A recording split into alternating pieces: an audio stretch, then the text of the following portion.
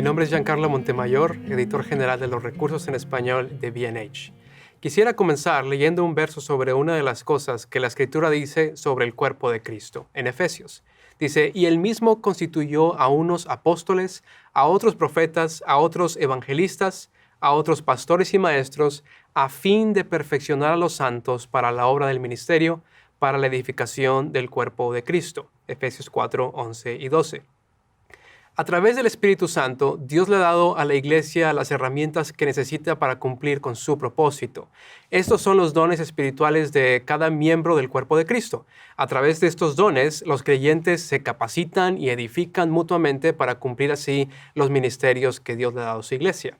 Eso significa que toda persona que ha sido transformada por la sangre de Cristo tiene al menos un don. Usted tiene al menos un don. Todos y cada uno de nosotros es una herramienta necesaria que Dios ha dado para que el cuerpo de Cristo pueda cumplir con sus funciones apropiadamente. Todo creyente tiene un lugar y función en el cuerpo de Cristo. Poner nuestros dones a trabajar impacta la vida de otros creyentes y a la misma iglesia local. Pero para obrar en el cuerpo de Cristo, en general, Dios ha escogido levantar ministros con dones especiales para que tengan un impacto y un alcance increíble en todo el cuerpo de Cristo. No solo en su generación, sino en las generaciones que vendrán más a futuro.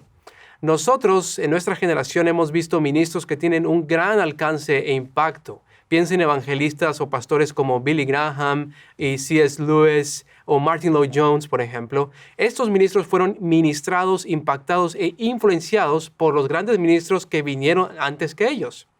Podemos pensar en generaciones antiguas como la de Martín Lutero, quien dijo que la justificación viene solo por la gracia y la verdad de Dios es conocida solo por la Escritura. Otro, por ejemplo, es Juan Bunyan, quien ha sido de bendición para innumerables personas con su novela de El progreso del peregrino. O qué tal Jonathan Edwards, uno de los predicadores que comenzó el primer gran avivamiento en los Estados Unidos. Pero, como muchos de ustedes ya saben, durante los últimos 100 años, uno de los pastores, predicadores y maestros de mayor influencia e impacto ha sido Charles Spurgeon. 127 años después de su muerte, sus sermones y sus libros siguen impactando, edificando y bendiciendo al cuerpo de Cristo hasta hoy. Tanto es así que hoy en día, de hecho, todavía lo llamamos el príncipe de los predicadores. ¿Quién fue Charles Haddon Spurgeon? Charles Spurgeon, o Carlos Spurgeon, nació en 1834 en Inglaterra. Spurgeon era el hijo y nieto de predicadores. Él no tuvo una educación teológica formal, aunque leyó bastantes libros como para considerarse algo formal. En su lugar, Dios le dio una pasión por las Escrituras y por autoeducarse, leyendo y estudiando las extensas bibliotecas de su padre y su abuelo también.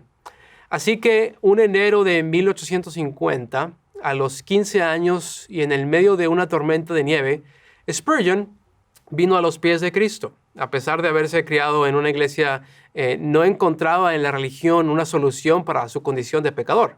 Para guardarse de una tormenta de nieve, Spurgeon entró a una iglesia metodista donde el predicador, que no era el que predicaba regularmente, hablaba de la esperanza que se encuentra solamente en poner nuestra mirada en el Señor Jesús.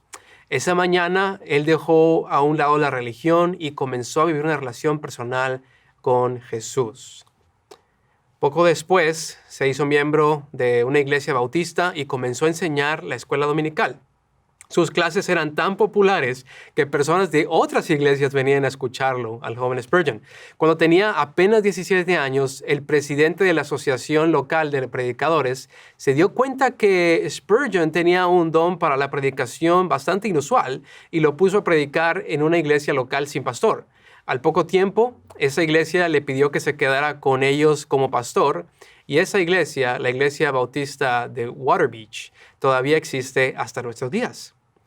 A los 19 años, Spurgeon aceptó su segundo llamado al pastorado, esta vez en Londres, en la capilla de la calle de New Park. En el pasado, la iglesia había sido la iglesia bautista más grande e importante de la Asociación Bautista de Londres, pero la iglesia había decaído grandemente en los últimos años. En 2 meses como pastor, Spurgeon llevó la iglesia a crecer de 200 a casi 2,000 miembros. La iglesia siguió creciendo y en 1855 tuvieron que expandir la iglesia. Le añadieron, de hecho, espacio para 200 personas más, pero eventualmente la asistencia superó la expansión y decidieron mejor construir una nueva iglesia. Así que a los 26 años, Spurgeon inauguró la nueva iglesia, el Tabernáculo Metropolitano, que todavía se puede visitar en nuestros días. Pronto, esta nueva iglesia, con sillas para 4,500 personas y espacio para 1,000 personas de pie, no daba abasto para las multitudes que venían a escuchar al joven Spurgeon. Durante su ministerio, Spurgeon le predicó a más de 10 millones de personas y personalmente bautizó 15,000 personas.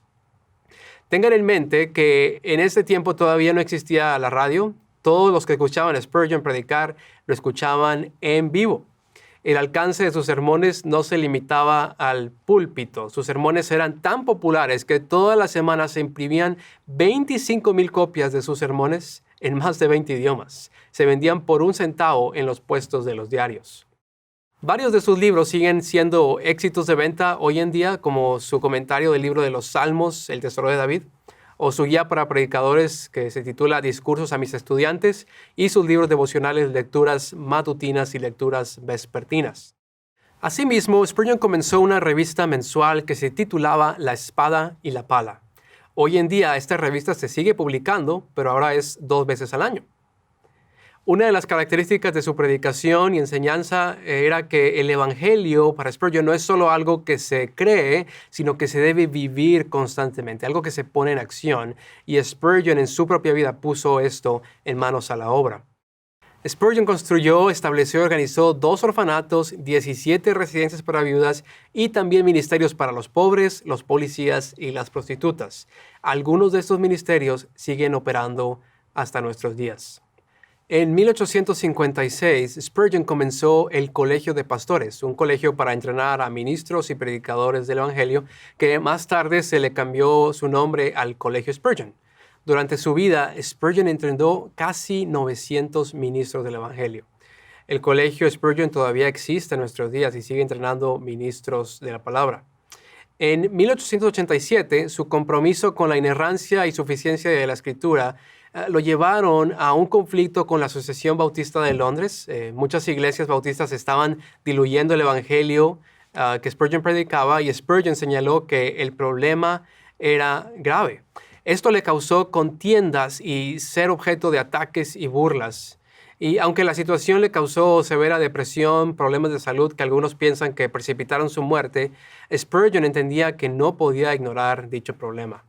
Sobre esto, Spurgeon escribió lo siguiente: nuestra guerra es con los hombres que renuncian al sacrificio expiatorio, que niegan la inspiración de las Sagradas Escrituras y rechazan la justificación por la fe.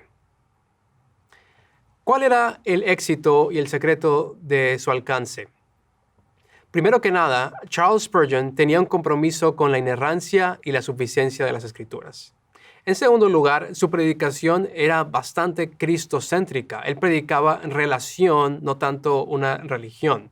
Y tercero, tenía un don especial para explicar las verdades profundas del Evangelio de manera que la gente común y corriente las podía entender. Spurgeon tenía una comprensión fenomenal de la teología, pero insistía que la predicación de las Escrituras debía ser clara, sencilla y simple. En el tiempo de Spurgeon, lo normal en la predicación era usar un lenguaje altamente teológico y rebuscado. Spurgeon echó esas normas a un lado y escogió usar un lenguaje llano que hacía a Dios real y relevante para los oyentes. En su tiempo, muchos confundían el cristianismo con religiosidad superficial y en contraste, Spurgeon predicaba la importancia de vivir la fe, confiar en la gracia de Dios y hacer a Jesús el centro de toda nuestra vida. Este don de explicar las verdades profundas de la Escritura con un lenguaje sencillo y relevante ha influenciado a generaciones de evangelistas, pastores y maestros hasta nuestros días. Este don también hace que sus sermones y escritos sigan siendo relevantes y de impacto hoy en día.